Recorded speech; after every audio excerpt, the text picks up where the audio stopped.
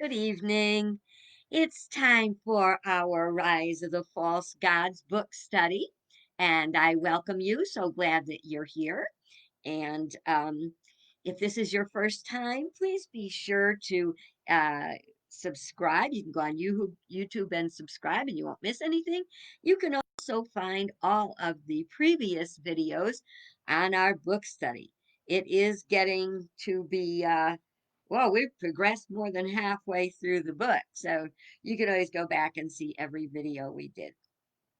Also, note I welcome questions and comments, and I may not see them during the book study time, but I will go back after and take a look at them to make sure that I don't miss anything. Tonight we are starting on page 172, and we're starting right at the top of the page. It says your Credo, a powerful tool for transformation. What is a Credo? You probably know them. Credo, another word for Credo is creed. And we probably, if you, well, I was in the Catholic Church and, prior to being in unity, and I can tell you still, the Apostles' Creed is, I believe in God, Father Almighty, creator of heaven and earth, and Jesus Christ, his only begotten Son. And I can go on and on. Why? Because I learned it. But is it totally what I absolutely believe? Did I always believe that? Did I believe it, venture away, and come back with a metaphysical perspective? There is so much to it. And when you find, see, your credo is already in you, like in Jeremiah, where it says, I will put my law within them, I will write it on their hearts. And when they said heart in that language and that culture, what they meant was the combined thinking and feeling energy. So we know a truth when we hear it. Now, there may be non truths that we would like because they'd be more convenient, like it would be okay to take something from somebody else if you liked it and they wouldn't miss it, but stealing is stealing. You can't get around it. Um, one of the so sometimes we know we're not a part of a particular religious affiliation if it inside says that's not right, that doesn't align with what I feel. Sometimes there are areas in our lives that estrange us from our church, whether it's our church of origin or whether it's something we, discovered later that kind of filled our spiritual needs. And but we would find something that didn't sit right. But then when we come to have a different look at it, a different understanding. So let's just cut to the chase here. If I asked you right now to explain your belief system concisely, could you? What would you say about what you believe? Do you know what you believe? It would be really helpful to know.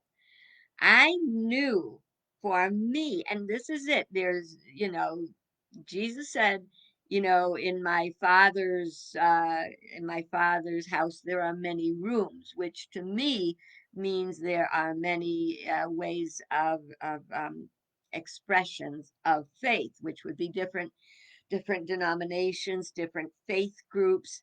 And I'll tell you something, if you have never studied church history, I know it sounds like, yeah, history. Who likes history? Well, church history is fascinating. Some of it will kind of rattle you, and some of it will um, will enlighten you. Now, there is a new book that I'm going to start working with, listening to, and it's about the historic Jesus. Now, when I first heard about this, I was doing licensing and ordination meetings, and I'm one of the people that checks in with the students about what they're learning and are they getting the point of the teaching, and they were all apparently the Unity Worldwide Ministries ministerial program was having the students look at that book. And more than one student said, first, they took my Jesus away, and then they brought him back. So it sounds pretty interesting. And I will be right on top of checking that out. And of course, you'll hear about it. But let's get back to you. I like that Cheryl said, I've never been asked that question before. I'll need to think of how I believe in my faith. Well, Cheryl, I'm going to help you and anyone else who's listening to kind of begin that exploration. And there is a whole, just so you know, hang on, let me see if I can find it here. It's in the exercises. Hold on.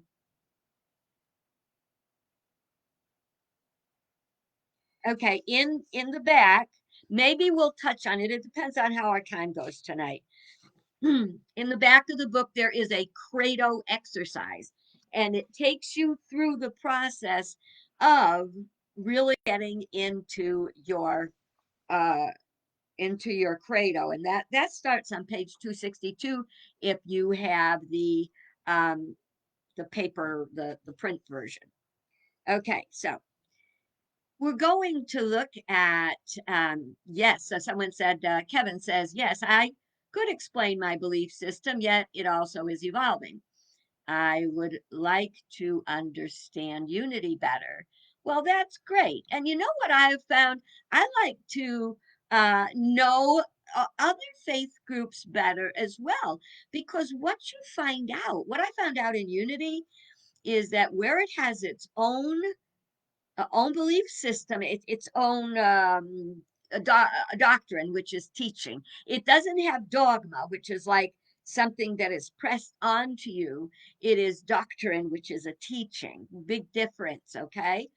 And but what I found is that unity can be applied to just about any of the world religions because it is based in spiritual principle. Originally, Charles Fillmore did not intend to have unity churches. He just wanted to have this form of thought that people could use uh, to get closer to God in their own church. But then people insisted on unity, and I would have been one of them. Thank God they'd already done that by the time I found unity. But unity is what I call my primary path. Yet I see in Buddhism and Judaism, even in Islam, uh, not Zoroastrianism so much, a little bit, but I think they did human sacrifice. That's like not up my alley. But you can find truth just about anywhere. God, when you find the one that speaks to you so perfectly, that is your primary path. Then you will have other prayer and inspiration. I used to work for Silent Unity, which is Unity's prayer ministry. You ever have a prayer need, especially in those dark night of the soul hours? Call them. It's called The Light That Shines for You, and it is available 24 hours a day, 365 days a year. Your prayers, if you call Silent Unity and they pray with you, they will hold those prayers in the prayer room, in the light for 30 days. And that's always such a wonderful thing to know. So I strongly recommend that. When I worked for Silent Unity, my first prayer call came from um, came from a Catholic priest. And having left the Catholic faith, I was a little like, you never get over that authority of the priest, being up there. And and it was quite a beautiful experience, and made me feel very close to all God's children. All right, so I would like to help you by suggesting how we sort out our actual beliefs, the law that I will put within you, from what we have been taught. Some of what were taught may be totally accurate, and some may be questionable, and some of it, when we metaphysically interpret it, we find, oh yeah, you got a point there after all. That's what, gosh, when I first started in unit, it'd be like fireworks going off in my head all the time. Like, yes, I always knew that. First time I picked up that daily word, I said, oh my gosh, somebody thinks like me. But that's a story for another day. So let's consider these questions. Who or what is God? Is God the guy in the sky? Is God a he? Is God androgynous? God all inclusive? Is God Jewish? Is God Irish? God is. And you remember that the words to Moses, when Moses said, what is your name? God said, I am that I am. Okay. So more about that another time. But what do you think God is? And where do you think that came from? Was it something external? Was it something internal? Was it something you just always knew? Because I think that's what finding truth is really like. It's like, oh, yeah, I knew that. Okay, so what do you believe about God? Is he a punishing God? Is he a jealous God? You know, the scriptures do say that, for I am a jealous God. But see, I don't look at that one that way, because jealousy is a human emotion. God, to me, I'm not going to tell anybody their beliefs are incorrect, because everybody has their beliefs for their own reasons, and I will not challenge you. I will invite thought. Now, someone said, um, when I was in school and we were studying the Bible, and my teacher, Frank Judici, said um, that was a misinterpretation, that it actually should say, for I am a zealous God. Now, zeal is a spiritual faculty, and it is full of spirit and enthusiasm. And of course, God is full of spirit and enthusiasm. Can you see the difference between, excuse me, frogs are out tonight, between the lower uh, concept of jealous and the higher concept of zealous, or filled with zeal? Where did your beliefs come from? Who told you? Who told you what God is?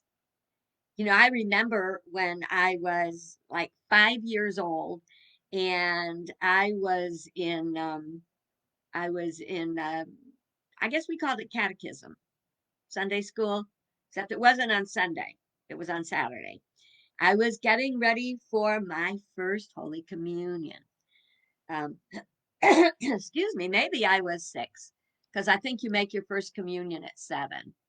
Anyway, I remember that they would talk about God loves you, and you know, they didn't, I don't think they called us children of God, but we were just told that God loves us, and no matter what.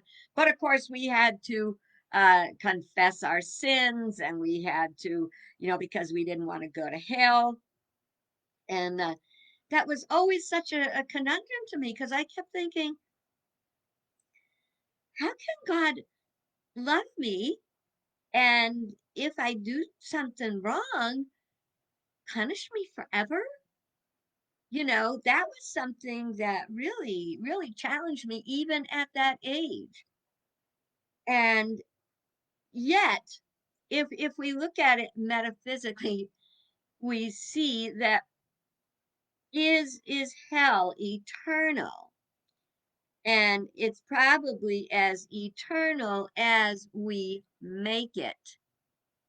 We've talked about the cosmic 2 by 4, x 4 by 8, x 8 by 16. It's like if we don't get the lesson, we get a bigger lesson. And we will just keep getting lessons till we get it. Those lessons are a gift. If we refuse to get it, if we refuse to open our eyes, well, guess what? Hell can be eternal. What is hell? It's the pain of not learning what we're supposed to learn.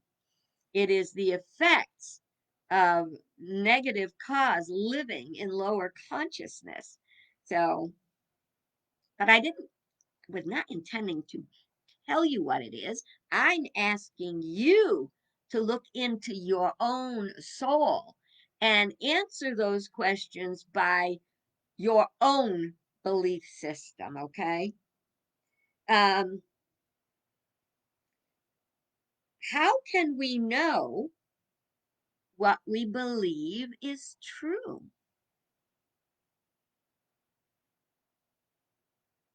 I'm not going to go there. I'm not going to give that answer up. Not right now. And of course, Jesus said, "Oh, I'm doing it again. I'm teaching." Well, it's a book study. Uh, Jesus said, "You will know them by their fruits." And Charles Fillmore, co-founder of Unity, said, "We want a faith that demonstrates." That would be fruit. Demonstrations are fruit. Now you have to remember, some fruits take a much longer time to grow, to be produced than others. It's like babies. People takes 9 months. Elephants takes 2 years. Glad I'm not an elephant. That's a fact. Okay. Um, have your beliefs about God changed in your life and how? Think on that. I will admit that I had to make a big transition from my God as a person to God as spirit. Yet, in Unity, we teach that God is uh, transcendent, which is greater than us, and God is immanent. God is within us. We are a part of God, a child of God, but we are not the allness of God. And I think that's where some people disagree with my feeling, because a lot of people like to say, "I am God." And I think sometimes I watch them and I go, "Your God, is that as good as it gets?" Um, we are children, we are learning, we are brought here to learn and to co-create all the goodness, that the potential that God has put inside of us. What Unity's tagline at this time is, we create a world that works for all. And I mean, that's what it's all about. It's not just unity. Together, we can create a world that works for all, by appreciating our differences as well as our similarities. So I would like to invite you to hang on, Tishy's here. Gotta be here for the class because she does love it. Little ham bone. Little ham bone. You're gonna show off for everybody, show your prettiness. Okay. Um, One of the most important questions in our credo is, where our beliefs come from. We can be indoctrinated. Now, which means that we were told it so many times, we believe it, even though it doesn't make sense to us or it doesn't make logic. Right now, in our current circumstances in our government, well, the people of the United States are very divided about exactly what they believe, and a lot of it is very cult-like. Um, uh, there are absolute untruths that the people are absolutely certain are true, and a lot of people, including myself, you go like, what can we do to wake these people up? You cannot change another person's belief system. You can be the light to the greatest ability that you can. You be the light that you were meant to be, and you don't shine your light so bright that they close their eyes, and they will never change. One day they may watch you and they may be questioning their error beliefs and go like, let me ask, but always be there to be welcome to receive the questions. Okay. And this, remember, I wrote this book like it came out 3 years ago. I wrote it for 2 years, so it's 5 years in the making. Now, when we get very aligned with our beliefs and grounded in them, we will just grow so much, and our belief will grow also. Our vision and expression of our credo will blossom. Keep thinking of it as blossoming, not changing. And things that are not a part of the beliefs that we truly hold will fall away. They'll just fall away. You don't have to pull them out like yanking out a molar. You just have to kind of let it be. Remember, in Genesis, and God said, let there be. He didn't say make there be. He said let there be.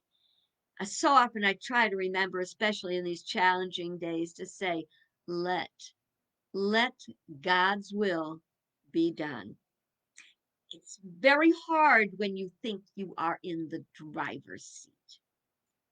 Very hard. Okay, once we have established our credo, we can apply the same teachings to our nation. So we say, what does the collective mind of the United States believe about God? Boy, this is a tough time to ask that question because people are so grounded in their own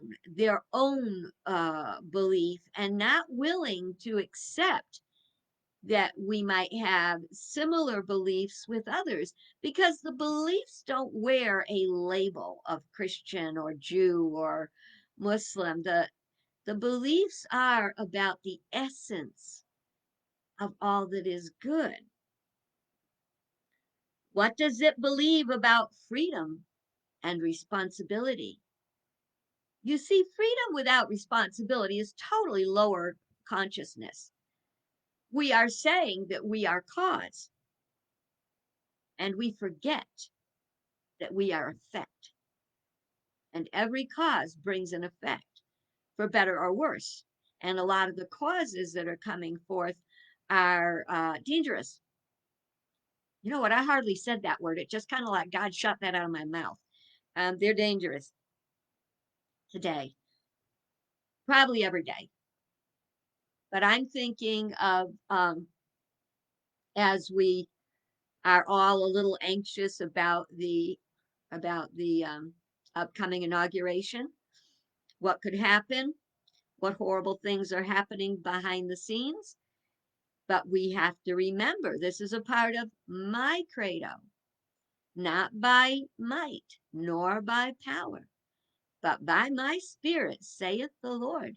And that to me is saying that God is in charge. I'm not just going to sit there and uh and just, let God do all the work. I pray, I ask for guidance. And if I see something, I say something. Okay. So, whatever we believe about freedom and responsibility is a head scratcher. I cannot, who really thought about it before? If you got punished for your sin immediately after doing it, you'd say, "Oh my God, that, that one hit me upside the head." But we don't. We go around with glazed over eyes, going, "Why did that happen? Why did that happen to me?" Or even worse, the dreaded, "Why is this happening to me again?" Well, we look at our country and what it's going through. And a lot of us are saying, "Why is this happening to us? Never had to face anything like this." And that is when it is time to stop being just so proud in the sense that pride is a deadly sin. We have to stop being so proud. And so taking our freedom for granted, that we forget that the other side of freedom is responsibility. Is it possible to find consensus in our divided country? And when I wrote that, it was nowhere near as divided as it is right now. But we should have seen the handwriting on the wall. Okay, let's go back to our purpose of this book. It is to help us understand how we got into this mess, lower consciousness, why we haven't been able to get out of it, because we continue to solve problems at the level they were created and we're not solving anything. And how can we get out of it? Enlightenment, learning, prayer, meditation, coming up higher to the intuitive sensing faculty, that part of our spirituality, higher consciousness. But it says, is it possible to find consensus in our divided country? It's not just possible, but to overcome false gods that separate us, it is necessary. It's going to be a lot of work, my friends. It did not get this way overnight. In the 60s, when we won, new equality uh for all races, that was basically, yeah, okay, so on the big outer picture it was there, but underneath is the racism that is stirring up, the white supremacy that is stirring up and growing because we never addressed it. We must address things, but we don't address them the way that the lower consciousness thinks. We have to address them according to higher consciousness. Example, hate will never drive out hate. Only love can drive out hate. That's what we have to remember. We have to get beyond that tit for tat that we like to think of on the human level. To say that it's not tit for tat or an eye for an eye doesn't mean that people do not need correction, but we discussed that when we did this prison thing. So if you want to go into that, go to YouTube and look up the one on prison. Okay, so here is the very simple example. Okay, you see the two circles are overlapping. And if we look at the outer circle here, the big part, the crescent kind of part that's on the outside on both sides, that would be an individual's consciousness. So this would be this, it's very hard to do this backwards. This would be this individual consciousness, and this would be this individual's consciousness. And where they overlap is where we agree. And the idea is to make that center portion grow as we know and understand more about each other and how much we agree. We can never do that while we're fighting. So we want to come to grow together. And we get those opportunities. We're so inclined to fight on the lower level. And, someone once said, God laughs at the futility of our actions, that we keep trying. Don't forget, we got here because Adam and Eve, lower consciousness, thinking and feeling, thought it was greater, could be greater than God. Okay? They didn't want to do the work. Now, baby, we're doing the work. Okay, hang on. I shall move this down. Okay. Yes, Kevin says, yes, co create makes sense. Eager to understand transcending at death. Unity, life after death. I had to give up so much dogma, thankfully. Yeah, it's not easy, but again, we take time. Remember, God said, let. And Cheryl adds that good point. We all need correction. Bible says, who the Lord loveth, he chastiseth. Now it's not about punishment, it's about protection. It's a symptom. Something's not right to change what you're doing. You touch the hot stove, the stove is not punishing you for burning, for touching it by burning you. You did it. And if you burn yourself on the stove once, well, okay, let that be a lesson to you. You burned twice. Why is this happening to me again? Stop touching the stove. So the next time you do something and you're saying, why is this happening to me again? Well, what did you just do? And when did you do it last? And what happened then? It's simple. It's not easy, but it's simple. Okay, so the space where the two circles overlap would represent shared or collective thoughts, feelings, and beliefs. This is where the Credo of the United States would be formed. Because right now we are in for reformation. Now, some people think we are in for revolution.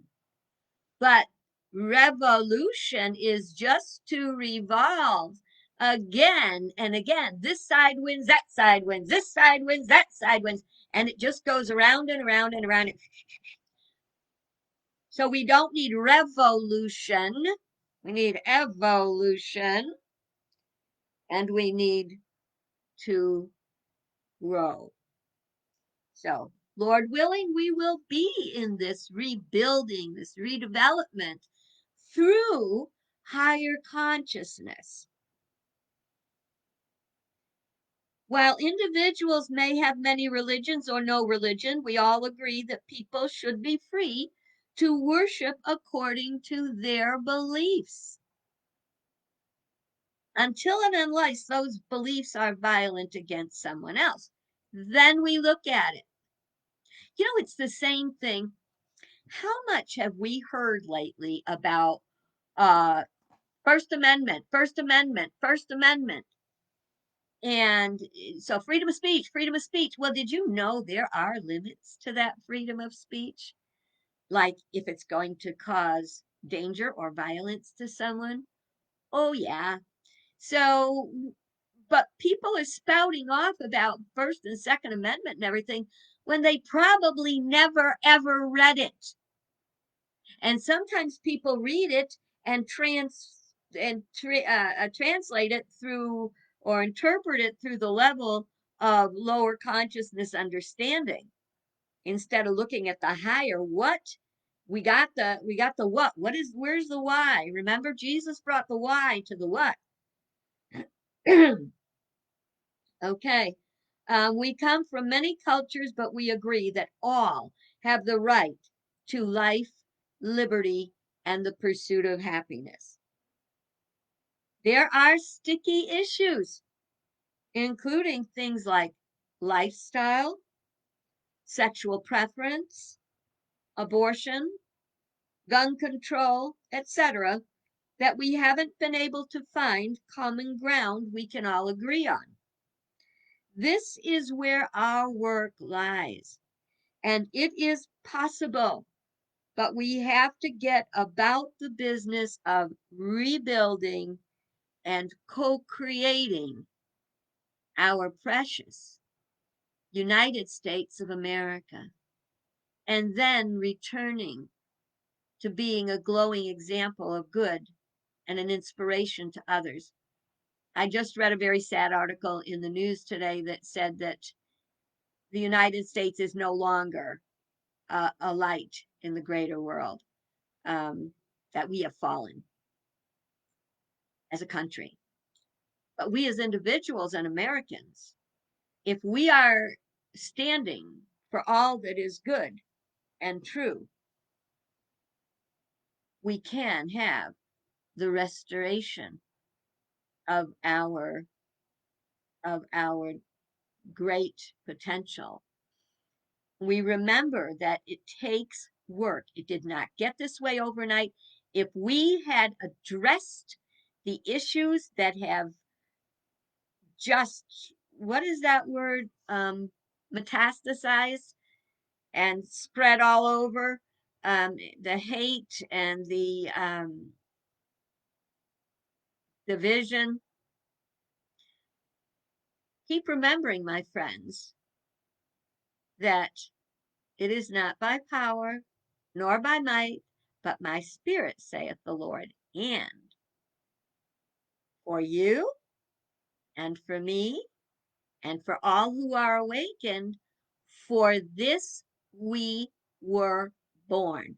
For this we have come into the world. There are those days if an alien ship came by and said, "You want to get off of this place?" I would be tempted to say yes. But I believe I am here for a reason. The day that I sat praying in my bed and I said that prayer where it goes, as I joyfully released my full potential to be used and called God out on that. What? What do you want? And God clearly said, minister, unity minister. And so even this moment we're sharing, I believe, was preordained by Spirit, who called me to bravely be where I am meant to be and to share what I have to share. And so are you. Of course, I went overtime. What'd you expect? Sorry about that. I was on a roll. I think it was a hard roll. Okay. Well, tomorrow we're going to move on from this. I may or may not go into Credo deeper with you guys as we get into the experiments. I'm not sure what I'm going to do about the experiments at all, whether I'm going to do those with you or let you do those on your own or whatever. Okay, so we're entering let's see, tomorrow. Yeah, today's only Monday. Tomorrow we are going to be on page 175, part 6, cleansing and restoring the temple. So I will see you then. And until then, you have a blessed night. Pray for God's guidance in these difficult times because for this you were born. Together, we can make a difference. Have a great day. God bless.